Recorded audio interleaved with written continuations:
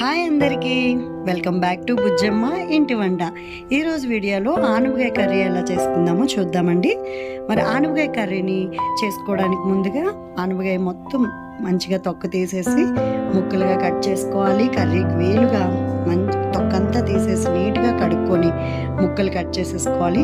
ఇలా ముక్కలు కట్ చేసుకొని చిన్న చిన్న ముక్కలుగా కర్రీకి వీలుగా కట్ చేసుకొని పక్కన పెట్టుకోవాలి. ఆనపకాయ కర్రీ తినడం వల్ల చాలా ఉపయోగాలు ఉన్నాయండి. ఎందుకంటే యూరిన్ ఇన్ఫెక్షన్కి ఇంకా చాలా చలువ చేస్తుంది. ఈ సీజన్లో తినడం చాలా మంచిది. అలాగే ఆనియన్స్, పచ్చిమిర్చి, టమాటాలు కూడా మరి కర్రీకి వేలుగా పొడుగ్గా కట్ చేసుకుంటే చాలా బాగుంటుంది కర్రీలో. ఇలా చక్కగా ముక్కలు కట్ చేసుకొని ఆయిల్ పెట్టుకొని మరి కరివేపాకు, పచ్చిమిర్చి, ఆనియన్స్ అన్నీ వేసి ఫ్రై చేసుకోవాలి. ఇలా వేసేసుకొని మంచిగా కలుపుకొని ఇంకా ఆనియన్స్ కూడా వేసుకొని కలిపేసుకోవాలి.